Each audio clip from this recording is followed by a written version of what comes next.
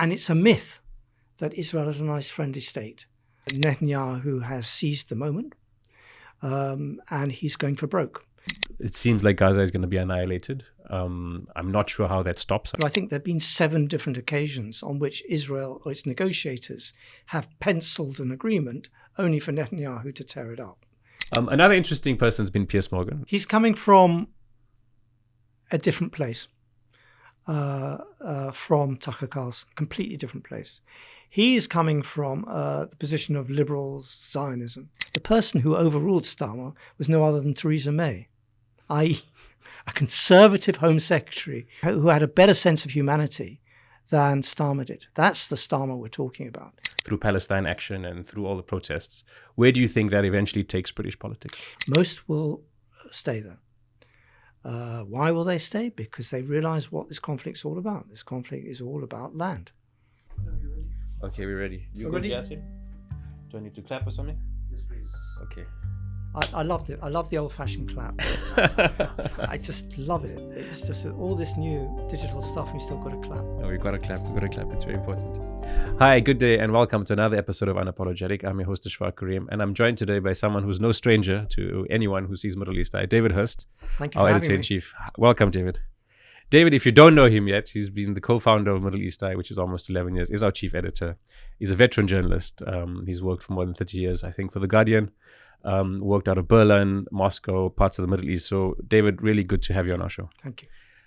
David, just first up, we're going to have quite a long conversation today. It's going to be about UK government's complicity in the genocide. It's going to be about the killing of journalists, and it's also going to be about just how the world can kind of rein in Israel. That seems to be on a rampant warpath, and the role of both the power elites and the media elites in kind of emboldening Israel. And how the narrative around that's changing. Last week, while Dahdu was in our office, and you gave him an award, the first award Middle East has given out in 11 years for excellence in journalism. You mentioned in your speech while welcoming him, you mentioned that we've seen he's recorded horrid images out of Gaza and reported on that, and hence we're giving this to him. But the quote was, "This is the worst evil the century has faced at the hands of Israel." Tell us why this is the worst evil that the century has seen. Well, there are several elements to that assessment. One is the complete lack of brakes. There are no handbrakes on Israel. And if you go back to all the incursions, the many incursions that they've done in the past in Gaza or in southern Lebanon, it was finite. And Netanyahu was quite cautious. He stopped short of going into Gaza City several times. They did the same thing, but this is on a much, much bigger scale. And no one stopped him. And they kept on supplying him with bombs to actually do it. And for once, he is on a mission to wipe not just Hamas out, or the militant factions, but Palestinians out. And he's currently demolishing the whole of Gaza City. This is against the consistent advice of his military leaders, who say all you're going to do is kill our own hostages, which is what's happening. There have been killed since that's happened. It's and every single time someone gives him the wrong advice, he changes them.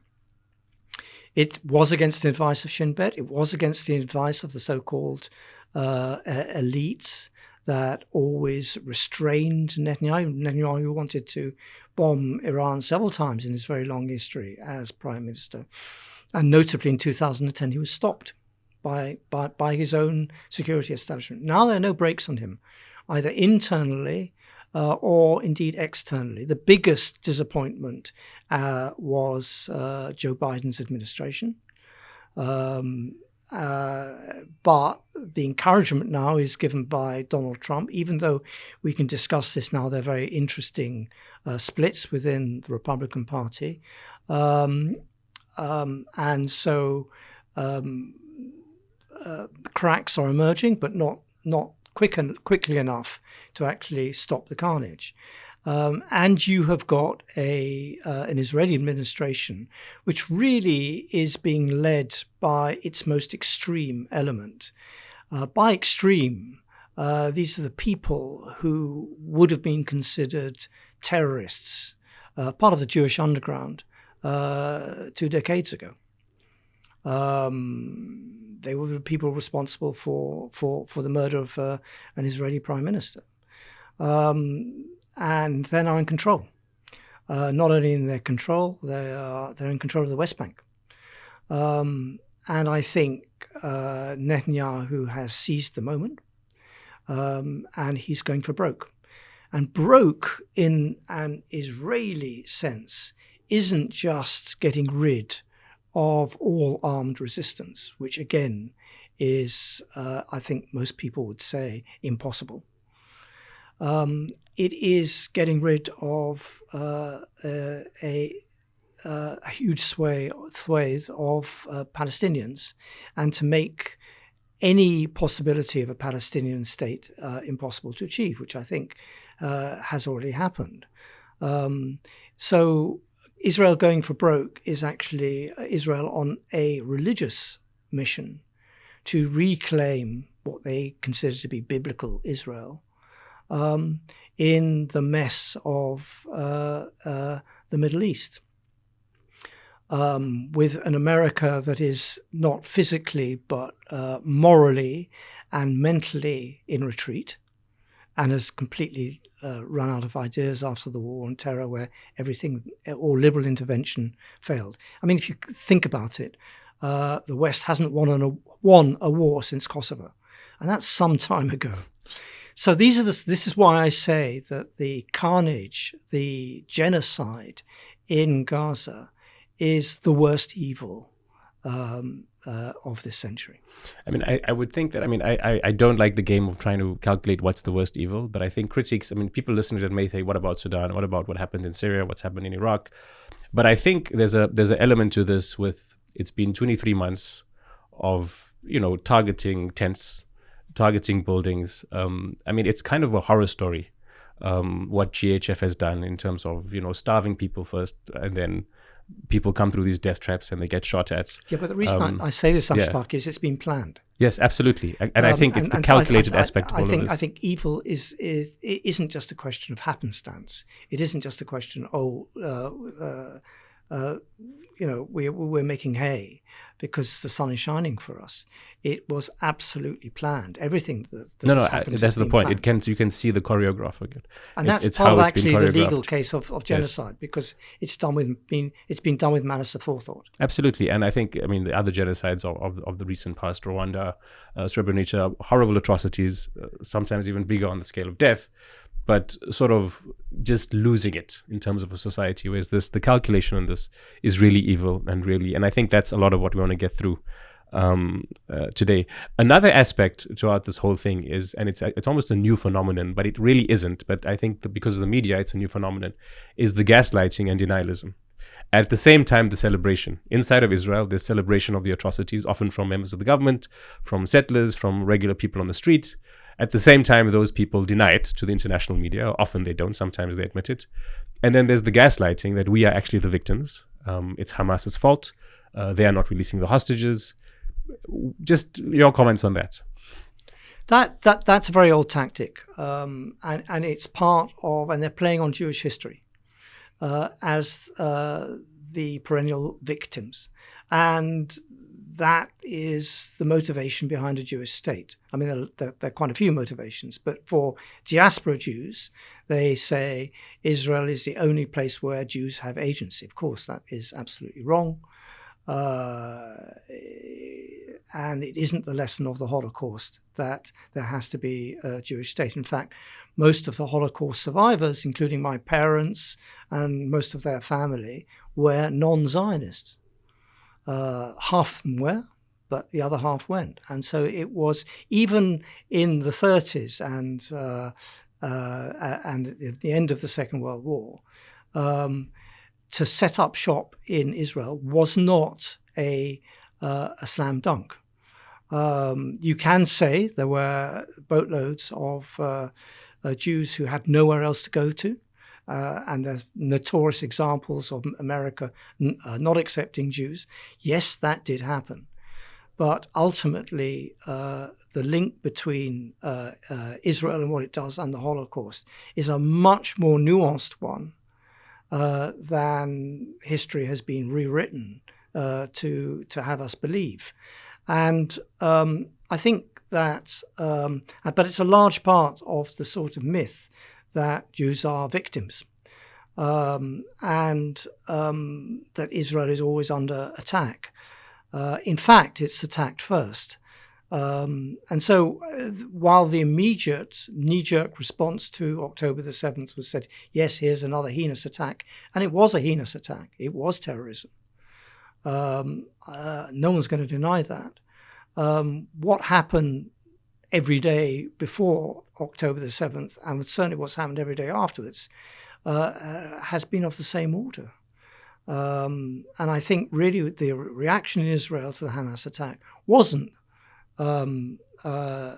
they've terrorized us, but how dare these Palestinians do to us what we do to them on a daily basis. Specifically, I want to just hone in a bit on the lack of a ceasefire. And obviously, you've been covering this for the whole 23 months. You're aware of the intricacies. But again, this is again for our audience. There's sort of like this myth that, it's whenever Israel are trying to make peace, Hamas aren't giving out the hostages. Just debunk that for us. Just tell us what exactly you understand from the negotiations and who's been stalling the process there. I think I'm losing track of this quite quickly, but I think there have been 7 different occasions on which Israel or its negotiators have penciled an agreement only for Netanyahu to tear it up. There have been several occasions where Hamas have actually signed a document in the presence of a director of the CIA of both administrations for Netanyahu then to tear it up. I think the consensus in Israel, and this is not an original thought, is he's done it for his own political calculations, not because of Gaza. I think from an Israeli point of view, the IDF are right in saying there is no military objective other than killing Palestinians in continuing. This is what a former defense minister said when he resigned. It is what anyone studying the situation. If you actually want to release the hostages, you have to do a deal with Hamas. Otherwise, there will be no hostages left alive, and that will soon be the case. So he has constantly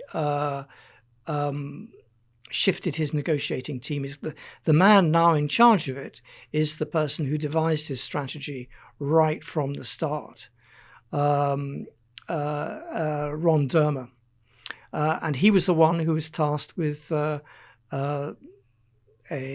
starting the strategy of starvation as a weapon of mass destruction. And he's been Netanyahu's right-hand man throughout. He's now the head of the negotiating team because the others were deemed to be too soft. They came to an agreement, and that is not what Israel wanted. There is an offer on the table right now, which is basically Steve Witkoff's plan. And again, Israel is simply just ignoring that. The only thing that would stop Netanyahu from ignoring what an American envoy of whatever description, but currently it's Trump's right-hand man, Witkoff, says is Trump himself. So we really have to ask ourselves, what is stopping Trump calling time from this operation? I mean, both Mustafa Barghouti and Gershon Baskin, who's sort of a negotiator with Hamas, he's been a negotiator with them for many years. They've said that as early as last year, August, Hamas put it in writing to both of them. Gershon also testifies to this, that Hamas would have agreed that they wouldn't be in charge of Gaza when this ends. Yeah.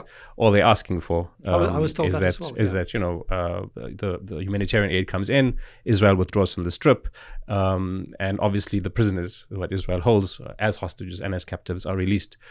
And Israel has just denied it. They've just completely consistently done this. And I think this is something that the saddest part to this, and I think we'll get to this, is that this is not, it's known and it's happened, but it's just not reported by the media. And it's consistently said in statements that, it's Hamas holding on to the hostages. And it's part of this weird thing we've spoken about, where it's like gaslighting and victim blaming, and so much, confusion, obfuscation is created. So people don't really know why the war is continuing while Netanyahu creates his plan. Just another thing that's been happening are these weird plans, and you've written about this recently, to turn Gaza into some sort of rear area. And obviously, the plans itself may maybe still be contested on. It's just a PowerPoint presentation at this point. But there's this idea that while people are being displaced and ethnically cleansed and starved, there's already sort of development plans for what happens to the Strip. Very, grandiose plans. Just what's your comments on that? I think there's a real coldness about these plans. I mean, for one, just one tiny detail, and that is, how long do they think it's going to take to get the bodies out from the rubble and the buildings? They're still, decades on digging up bodies from Srebrenica.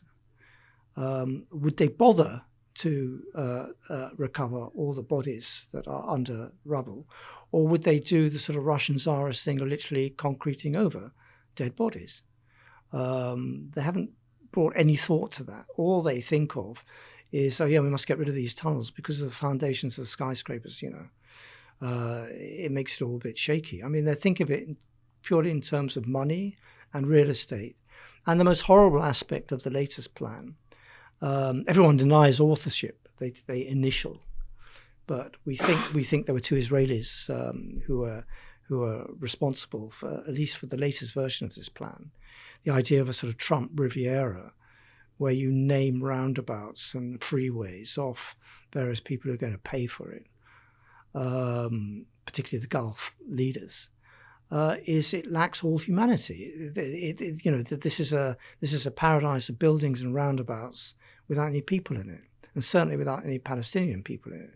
And in fact, the latest version is a scheme to pay Palestinians to get out and stay away and go on a one-way ticket.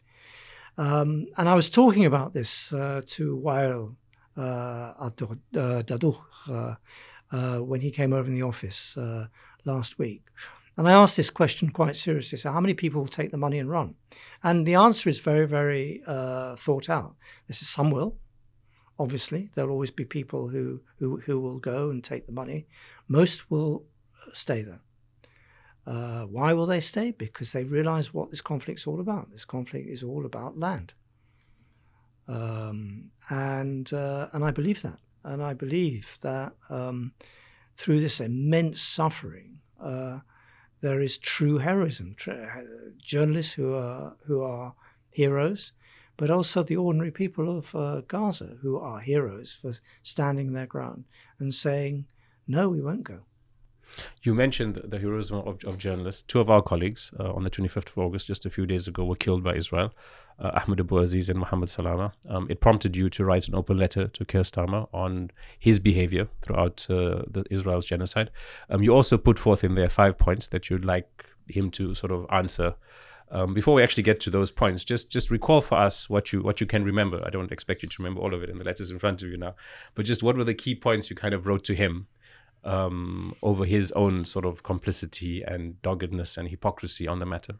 Well, first of all, the first point is that any Prime Minister of Britain has a historic responsibility.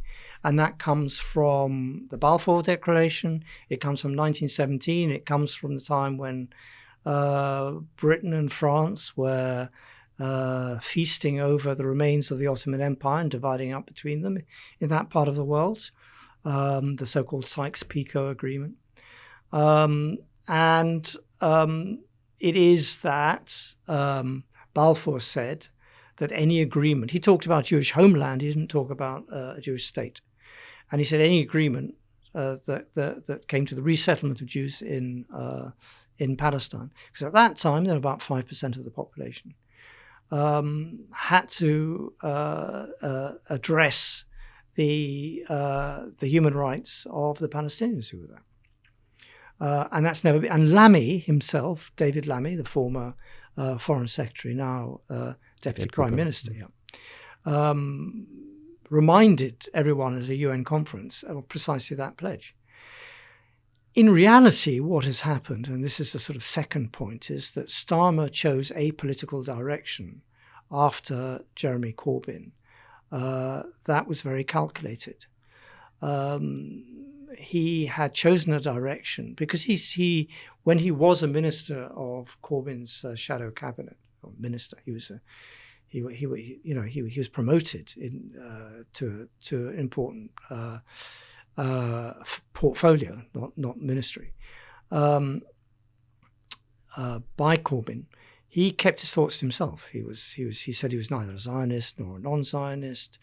He's very cautious about what he said. It was only when he became leader that his fangs started showing.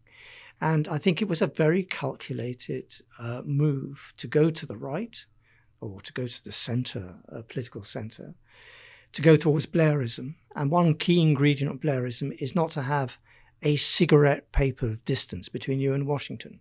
There had already been one episode before when he was DPP, which really formed him he turned him from a human rights lawyer into a man of law and order, purely who believed in harsh punishment. There was a case of quite a disturbed young man who had hacked into the Pentagon computers. And America, the Attorney General Eric Holder at the time, under Obama, wanted his extradition. And had he been handed over, he would have faced a lifetime in prison. And he wasn't a security threat. He did it because he wanted to prove himself he could. I think he was autistic.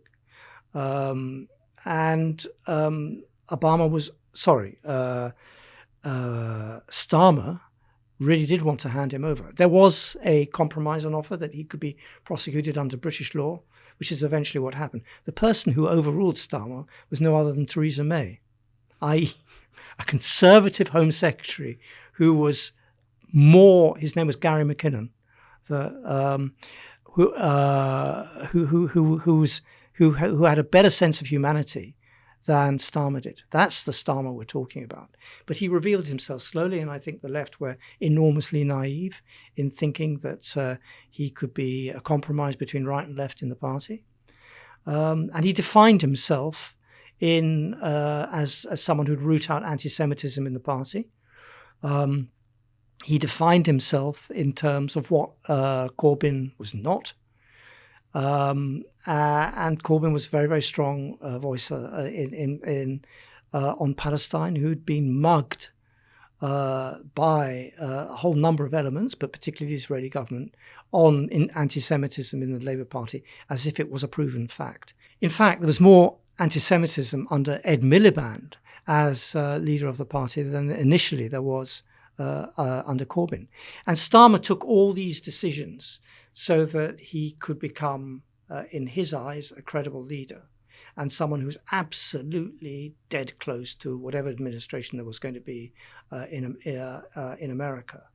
And so after the Hamas attack, he not only throttled any attempt at calls at ceasefire within his own party and made it an offence to appear at any of the demonstrations, but he made it impossible for the SNP also through a procedural device to get a motion which actually expressed what most people wanted. So he actually, as Prime Minister this time, not as opposition leader, went out of his way to keep Israel, that Israeli offensive in the early months in business. Before that, he did an infamous interview with LBC. This is, I think, before his election, in which he appeared to say, although he afterwards said I was answering a different question, that Israel had the right to withdraw electricity and water from Gaza. So he was literally pushing and pressing all the buttons that Israel wanted from a British Prime Minister. And he did this cynically. The old Starmer, as a human rights lawyer, appeared at a BDS demonstration. This is not him thinking with his heart. This is him thinking politically. And I think now that's got him in a lot of trouble, because I think the tide has turned. I think not only Israel has lost a generation of supporters, you can see it every day in London. There was a very big demonstration in which people, I think nearly 1,000 people have been arrested. Yes. I mean, it's there's a very, very strong movement. So it's not just Israel that's lost a generation of supporters. Starmer has as well, and the Labour Party. Are we going to speak a lot about that a bit more, even in the US? Latest poll, so that 60% of US citizens polled wanted the US to stop all military aid to Israel. So that's very substantial, and we'll get to all of that later on. Also, just speak a bit more about sort of British politics and what the alternatives for Starmer is like. But before that, just the 5 specific things that you asked for. They're very specific. They're very specific for journalists. And the idea is to get information so that we can then do our job better and investigate the UK's possible participation, if not just their complicity in the genocide. I mean, I don't want to repeat those questions, or those 5 points, but just maybe speak to them a bit more. But the real question I want to ask you is, what do you think the public needs to be asking of Starmer and the British government to sort of bring this to an end, bring what's happening in Gaza to an end? When are you going to stop arming Israel? When are you going to stop providing the parts that the F-35s need? When you're going to stop the surveillance flights from Akrotiri? What have you learned in the surveillance flights? Does that information go to Israel, or does it go to us? What are you doing flying over an area where there are repeated hits on civilians and targets that supposedly Hamas that don't ever turn out to be Hamas?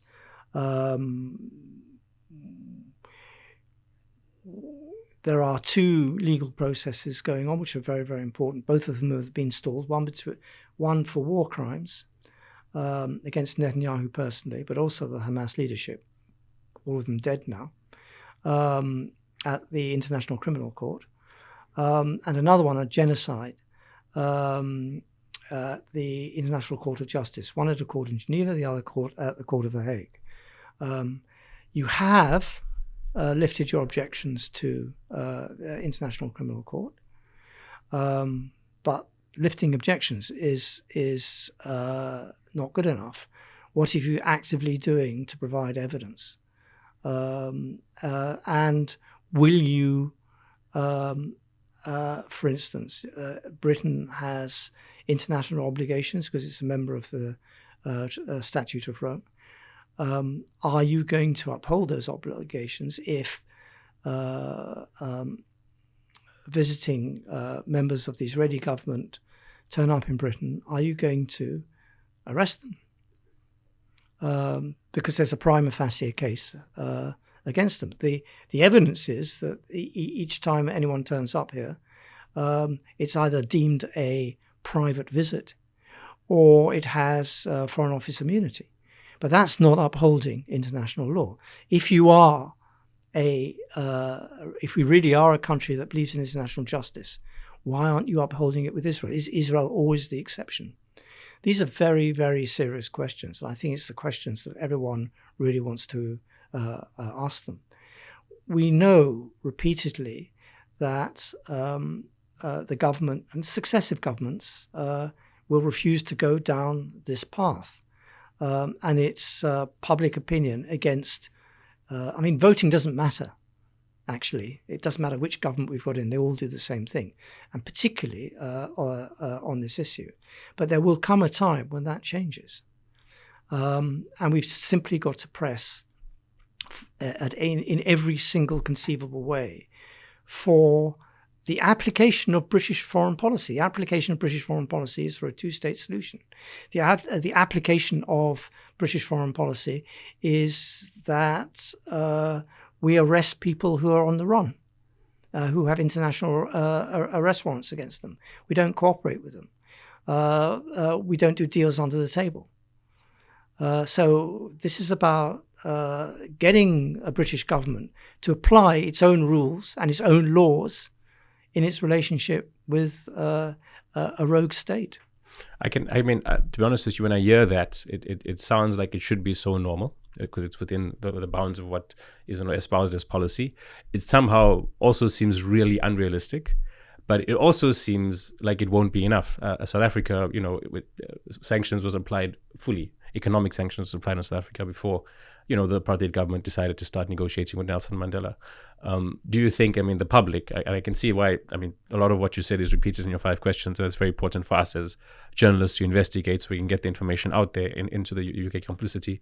But don't you think the public actually needs to be asking for a lot more so that we can really, it seems like Gaza is going to be annihilated. I'm not sure how that stops. I'm not sure how any incentives can be put on Israel or Netanyahu to kind of curtail what they're doing, or even allow a rebuild. I think sorry to interrupt you, but I think the only way Gaza stops if Trump calls time.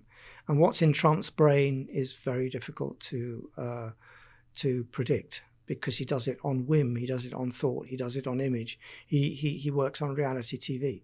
Yep. So when he calls time, it might be tomorrow, it might be next year, but that will be the only break on Gaza. I think it's actually even beyond that. I think it may stop what Israel's doing, but it won't force or create, definitely won't force a rebuild. No. Because what's that life going to be like for the Palestinians to remain? It's a GHF life for the next, probably, unless there's major interventions, many administrations, Israeli administrations, and so. What we really want to get to now is the Starmer's kind of Manchurian candidate way of governing. It has definitely, lost. People are leaving Labour. Corbyn and Zara Sultana are starting your party. The Green Party has been very outspoken on Gaza. Do you see these parties really standing a formidable chance in the upcoming elections? Polls put Reform as will probably be much worse on Gaza than the Labour Party even, and the Conservatives. How do you see that coming? How do you see the spark that Gaza has created and the discomfort we see through Palestine action and through all the protests? Where do you think that eventually takes British politics? I think, just to sort of zoom out a little bit, there are several crises taking place. There are 3 levels of crisis, in fact. There are all the initiatives on Palestine that haven't worked in the past, but we've never learnt the lessons from, including Oslo. And that has an effect on current behavior. There's a chaos generated by today. And the third aspect of chaos is what's happening in our own societies. And what's happening is that liberal democracy is melting down, and it's polarizing. So the really big threat to Starmer isn't Corbyn or the left. It is reform. And exactly the same thing has happened in France.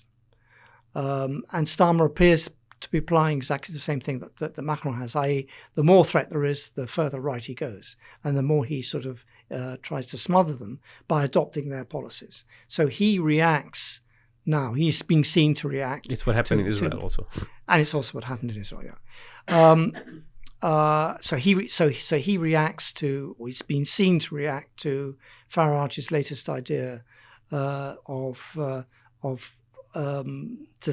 stop the business over the hotels is basically internment camps in MOD property. So Starmer, so Farage suggests something. The next minute it's sort of government policy. So what I see, if I'm right, and what we're seeing is a fundamental realignment of British politics, French politics. We're seeing a deep polarization between the left and the extreme right, and the center ground is going to get much, much weaker.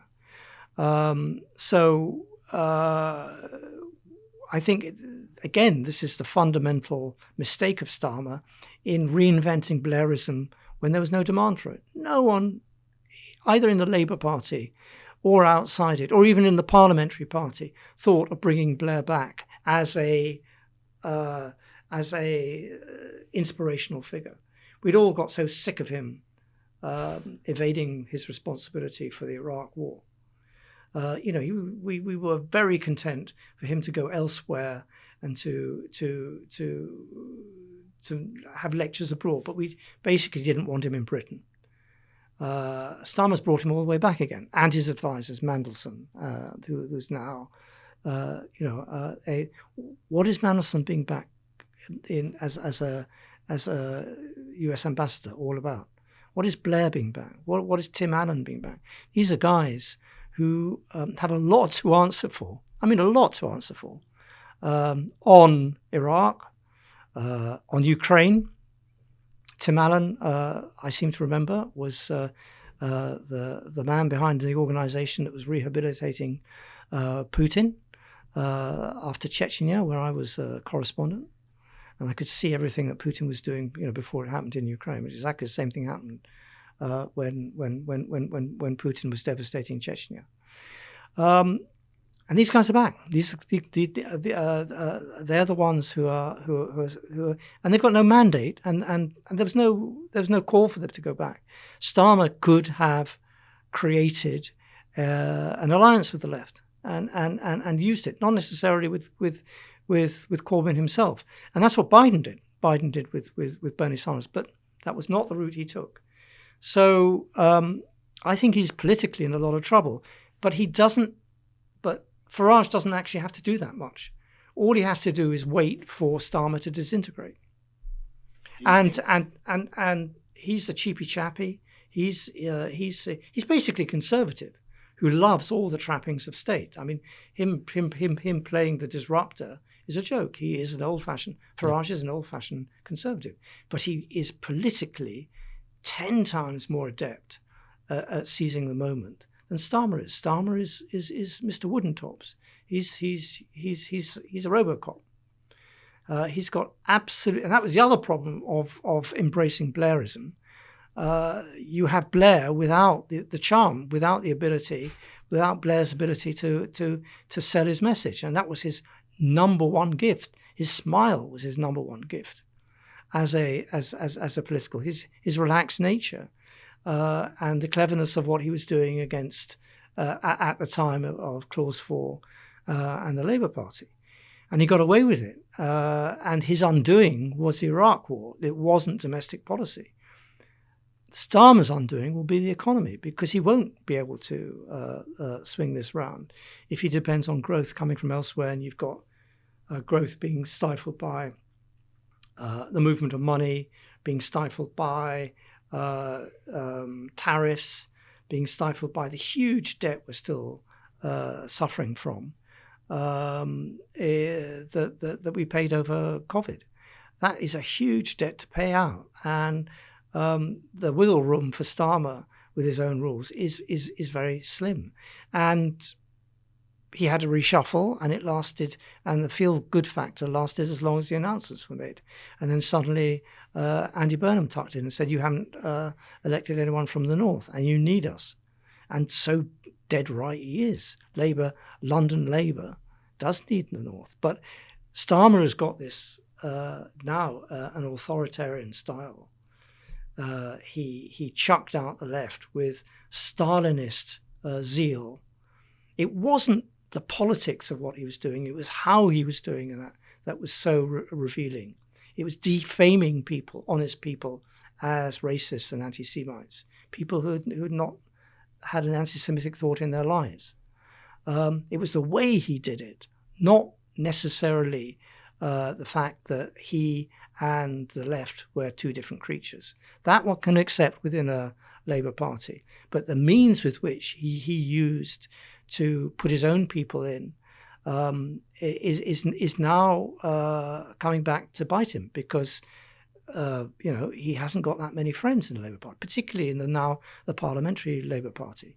So I think Farage is gaining simply by sitting back, by being himself, and waiting for Starmer to make his next mistake. And I think that's the process at work. As far as the left is concerned, they don't have a name.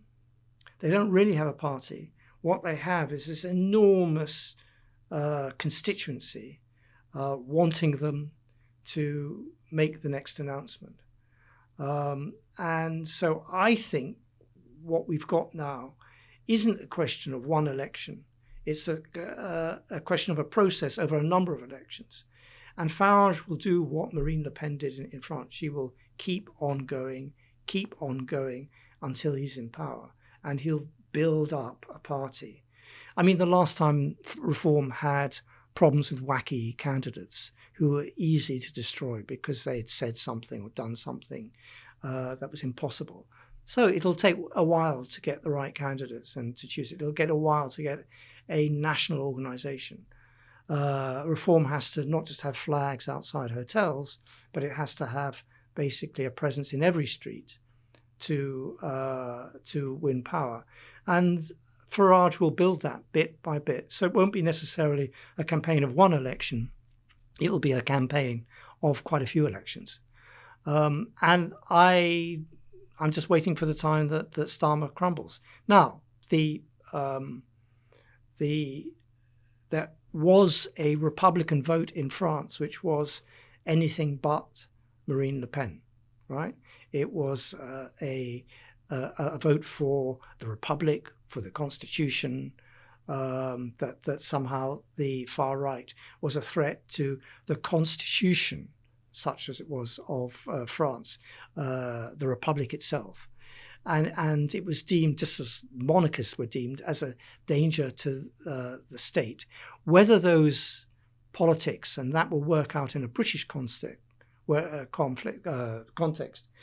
where you have a royal family, where you have a head of state, and where Farage is not deemed a threat to, there's no republic, right, to political order. He's just deemed a threat to liberal democracy.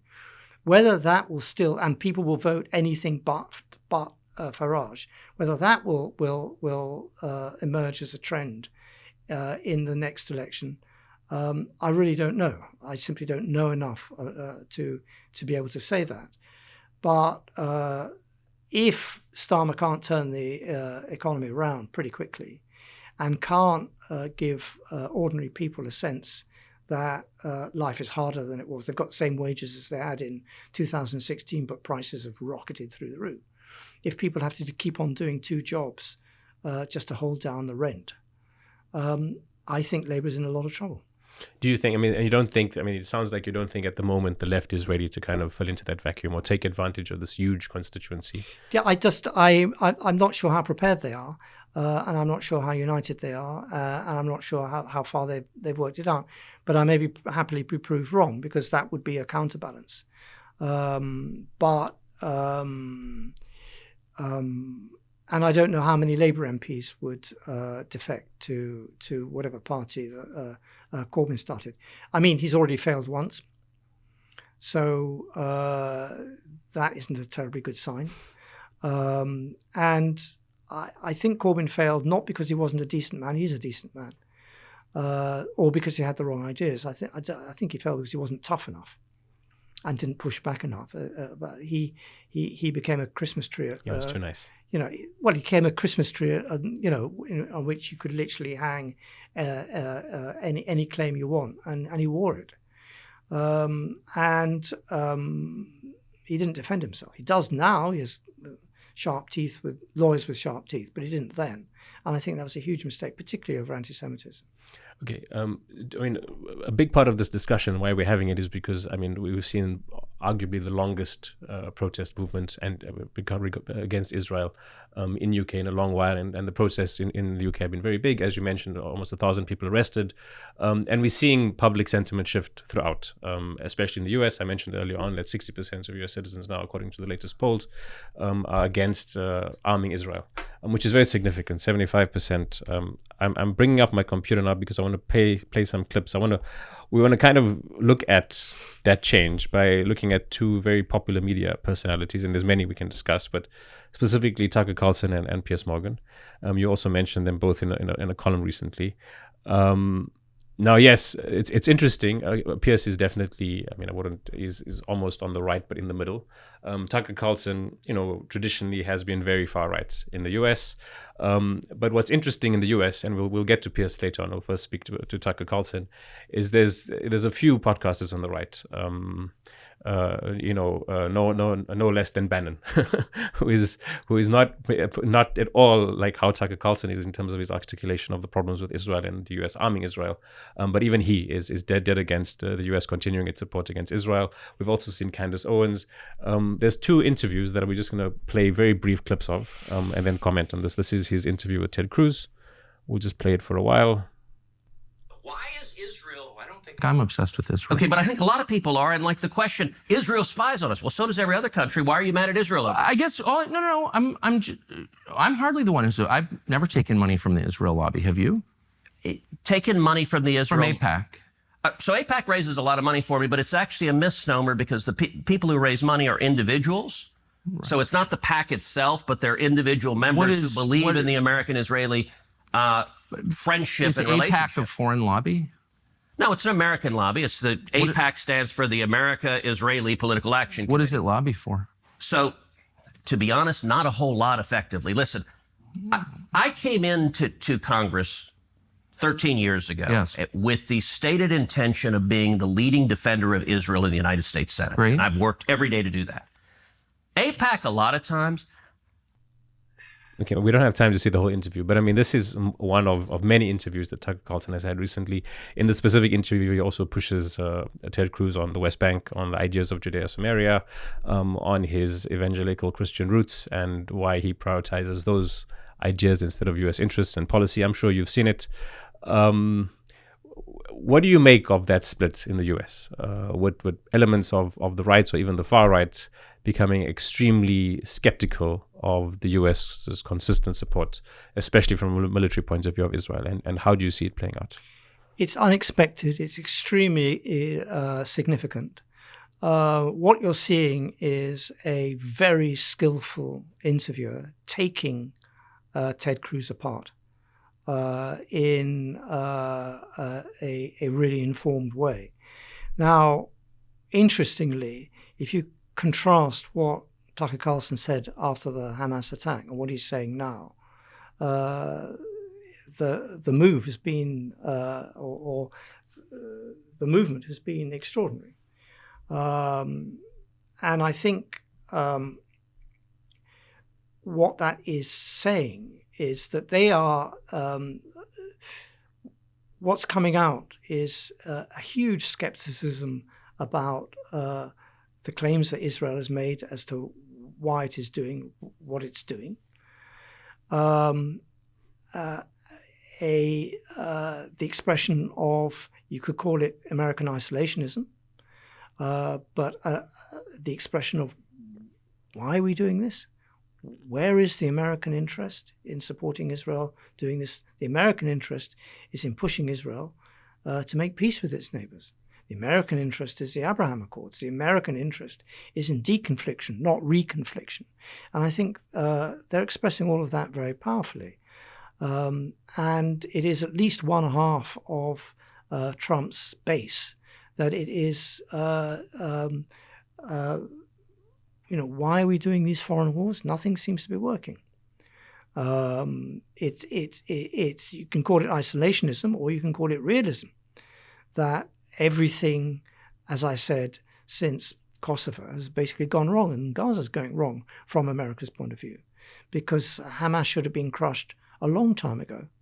Now, had Hamas been crushed a long time ago, and had they waved a white flag, had they done what Yasser Arafat did in Beirut in 1982 and just simply said, fine, we're being bombarded, we'll leave for Tunisia. And they raised the white flag. Then you had the picture of the Hamas leadership actually getting on a boat or getting on a plane and saying goodbye.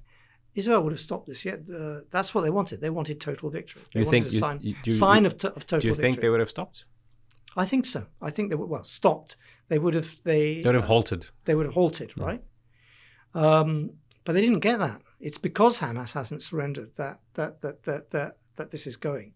Now, this is a very, very. I didn't expect this to happen, but it is happening. It's not. It's not just the progressive left in America that is totally turned against Israel. It's also one half of the Republican Party, and it's a very important part of it. because that represents the party, or the part of the party that said, after all these wars, I want to stop wars. Now, Trump isn't stopping the wars, and is carrying on, basically being led by the nose, right? So we talked about this before. How credible is Steve Witkoff, his envoy, as a Middle East envoy, or indeed as an envoy, if he's ignored by Israel or he's ignored by Putin? How effective is this? This has an effect on foreign policy. Now, I don't think Tucker Carlson has any love for armed resistance, or would even call it like that. I certainly don't think he's got any love for the Palestinians either.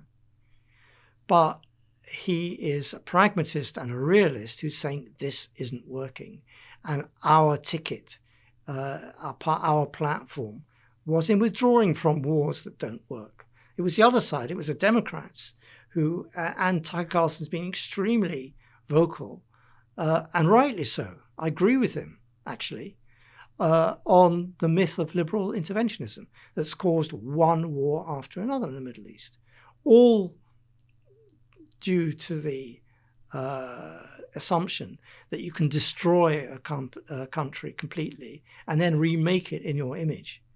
That failed in Afghanistan, it failed in Iraq, it failed in Libya, it failed in Syria. It's failed wherever it's been applied.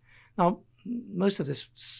some of it was done under people who would call themselves progressive on the political spectrum. That's what Tucker Carlson was aiming at, and now he's turned his guns on his own party because they're falling into the same trap as Biden. They're letting Israel get away with it. I mean, we're not going to listen to this for too long because we're running out of time, but another very interesting was this one he had with who was actually a Christian nun, Mother Agapia, who lives in Palestine. She's American. We'll just play this a little bit. And I mean, honestly, when I saw this, I felt in many ways it may be the most consequential interview that's been around in the English world since October 7th because of its potential to kind of enlighten.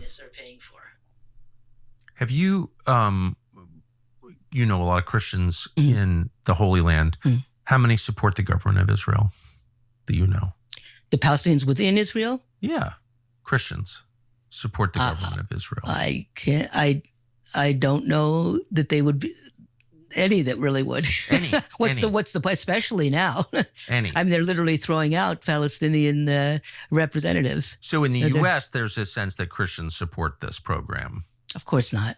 And to the when I first moved there in '98, there was hope for peace, and there was a much stronger. Okay, we're not going to listen to more there, but I mean, it's interesting because this is something we hear about all the time and we cover. But Tucker is now getting this very credible message to a very interesting part of the American society, and I think it bodes well for a future situation. It's not just about Muslims. Yes, absolutely, and I mean also it's speaking to the Christians who for their own reasons, many of them are probably becoming Christian Zionists who maybe because of Israel's atrocities are becoming. I mean, just to kind of back your claim that Tucker doesn't probably care much about Palestinians is recently what he said about Greta Thunberg, who's currently aboard a flotilla. So we'll just play this before we move on. Messed up the details. I probably have. Greta Thunberg. You weren't even that mean. You're like, she's clearly mentally ill, something like that. I said the left is exploiting this mentally ill Swedish child. It's so obviously true. So if you said that now, right. So I mean, you're absolutely right. This is clearly. I mean, and this was 2 weeks ago. So this is not something from an archive. So you're absolutely right about this. Tucker Carlson hasn't become a comrade, right? No, absolutely. I mean, but the phenomenon is really interesting because the phenomenon speaks to is this good for America? And the answer is no, it's not. Okay, so I mean, Piers Morgan's a bit more interesting. Before I actually play, I just have two clips to play of him. Yes, absolutely. Can I just make one point? I think it's tremendously important what's going on in America, possibly more important than any public shift anywhere else in the world, for two reasons. The last 2 years in Gaza has huge resonances with what happened in the Vietnam War,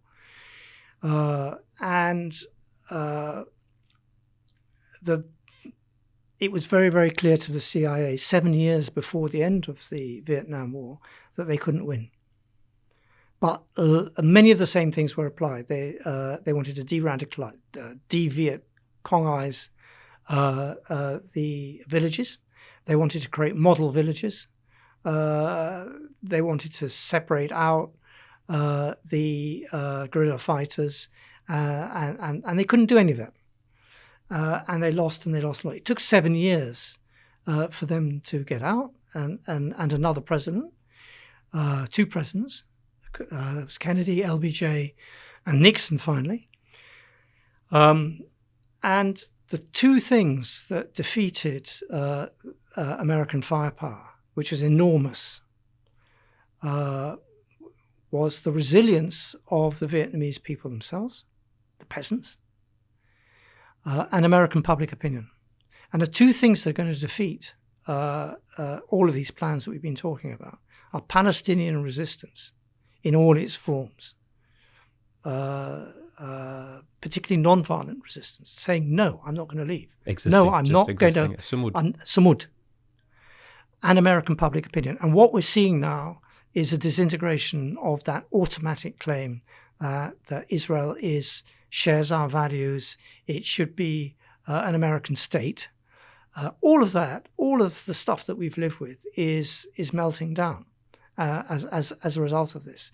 And they're questioning the instinctive Zionism of the progressive left, and they're questioning now the instinctive Zionism of the Republican Party. So what we're seeing with Tucker Carlson, we may laugh about it and say, oh, ha, ha, ha, look at him, is tremendously important. Yeah, it is. Just one thing, just to retort on the 7 years to see, the Vietnam War come to an end. The Israelis, I think, know that, and so the horrific nature is that they are continuously escalating and speeding up the operation in Gaza. And so we're seeing with Gaza City, there's these things, you've probably seen them. Now they have robotic armored cars that drive around and have 7 tons of explosives and go off 10. It's been reported by the EU monitoring rights group on this, that about 10 to 11 of these guards go off every night recently. And they take out about 30 or 40 housing units with each explosion. So there's this sumud and there's this awful reality that Israel is creating facts on the ground, as they've done before Oslo, as they've done honestly since '67, and it really puts the Palestinian situation in a very sad point, and we'll discuss that when we get to the end of the interview. Sad is an underestimate. It's existential. No, it really is existential. It really is existential. I think this is really existential. That term's used a lot, but this literally is existential. And it's very sad because, again, I think we need new language because it's happening so live and with so much people seeing it and so much people knowing they're powerless while it's still occurring, and so many people who have power just involved in some game of denialism and trickery, and it's an entirely new concept. I think it's always been there, like you mentioned, but I think given the kind of connectivity we live in today's world, this is what I mean when I use the word evil. Yeah, it's I wasn't exactly that. Yes, it's exactly evil. Another interesting person's been Piers Morgan. Now, just before I actually go into his clips, I think to his credit, he's platformed many Palestinian voices. He's platformed many people who are very, articulate in their criticisms of Israel. Bassem Youssef. He's platformed doctors who've gotten back. Whistleblowers like Anthony Aguilar, who was part of the GHF sort of effort before he decided to leave his position out of disgust.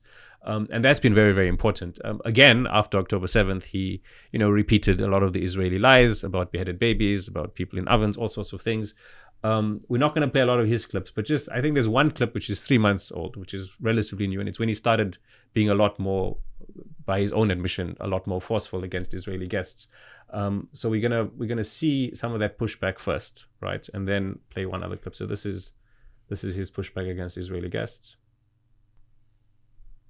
It's none of your business whether the journalists view their safety as being a risk. I'm sorry, you haven't heard the reasons yet. The first, of course, is the safety of the journalists, and I appreciate you don't accept that. The second... I think it's a load of nonsense. The second is the safety... The idea you're doing is some quaint concern for the safety of journalists is bullshit. That was reason number one. Utter reason number bullshit. Reason number two is the ability. Better get better. Is the ability of IDF soldiers to be able to conduct this war against Hamas without. Without the journalists getting in the way. No, without. They've actually, by the way, they've killed more journalists in Palestinian journalists. So I mean, we can see that. I mean, he's not just he's doing exactly what he'd normally do to guests who are pro-Palestinian. He's butting in. He's not allowing them to finish their sentences. He's being condescending, and he started to do that a lot, right?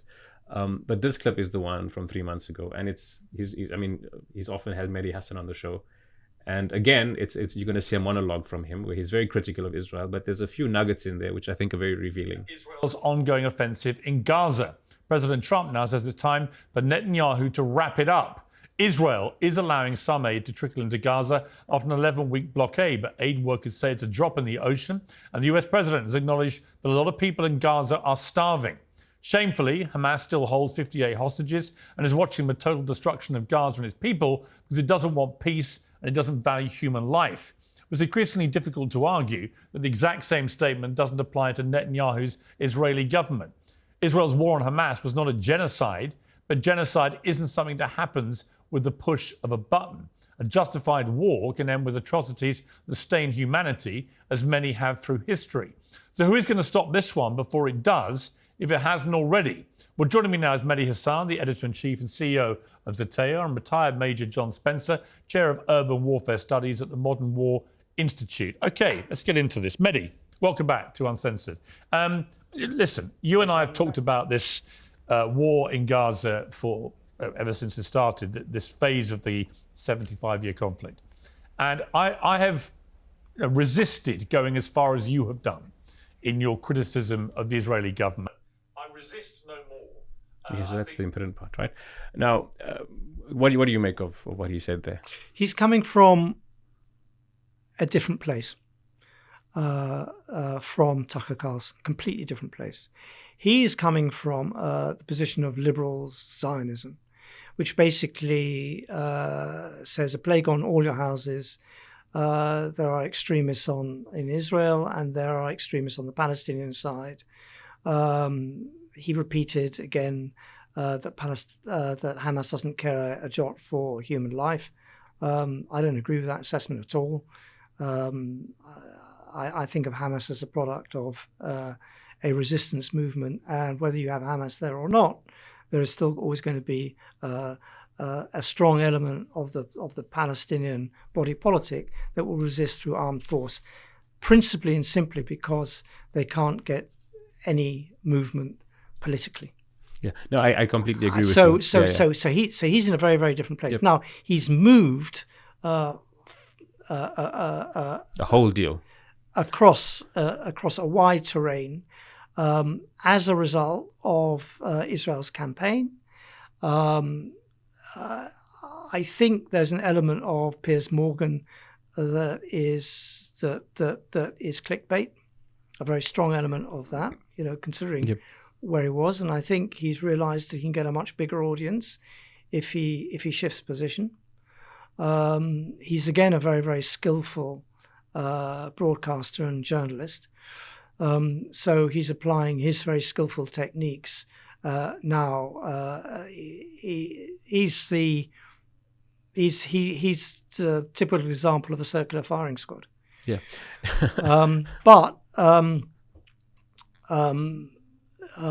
the fact that he's moved, I think, is interesting because I think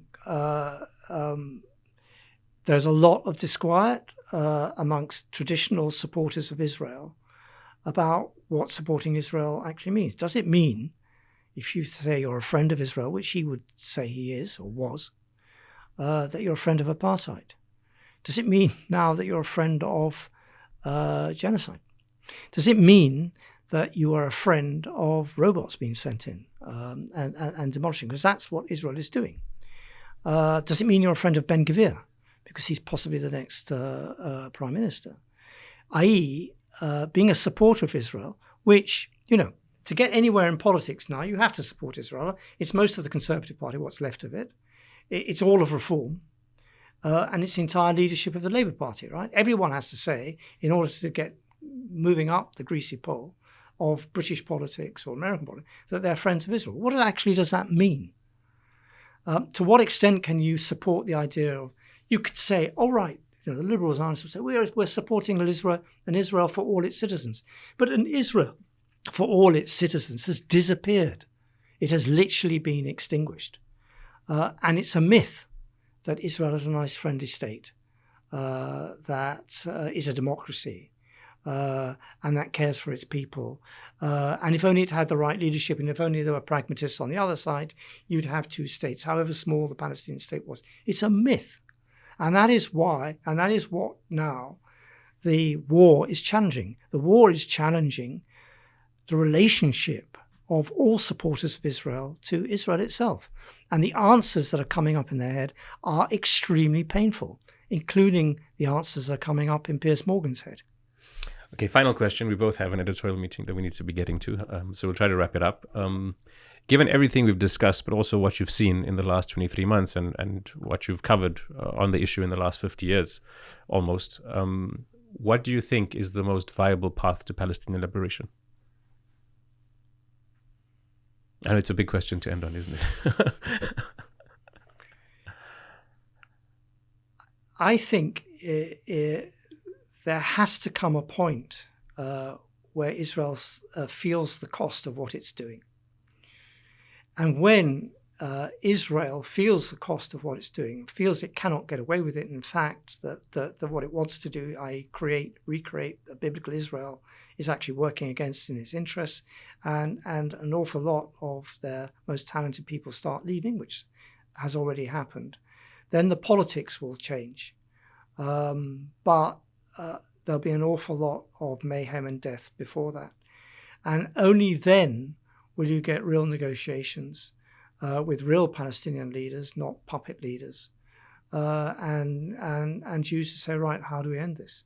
But it's a very, very different discussion to basically naked, militaristic supremacists and particularly racist supremacism that is taking place and taking shape before.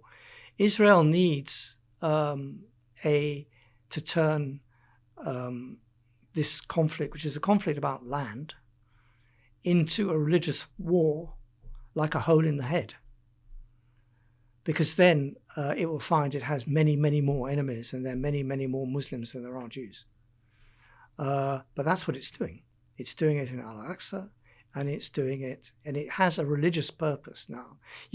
There's always this get-out clause from liberal Zionists to say, "Oh no, we're the nice guys. We're the ones who want to negotiate with Palestinians. It's them. It's the settlers." Now you cannot make that distinction anymore. The settlers are running the show. One way or another, they're running the show.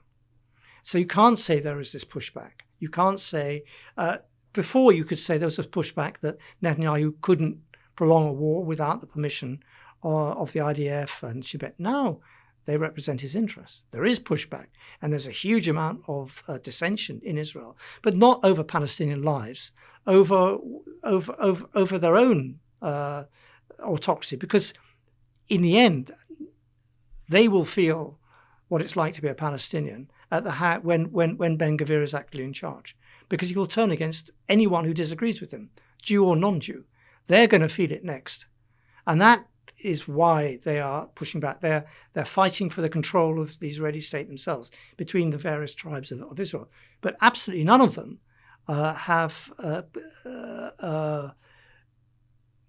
feel a tinker's cuss for the fate of Palestinians. They're talking about the future of Jews, and they're talking about the future of Israel. So I think when this whole cycle comes to an end, and war is brought to an end, it may take a generation to do that. The Vietnam War took a very, very long time to actually stop with an American withdrawal. And when America does pull the plug on Israel and say, actually, we're not going to arm you anymore,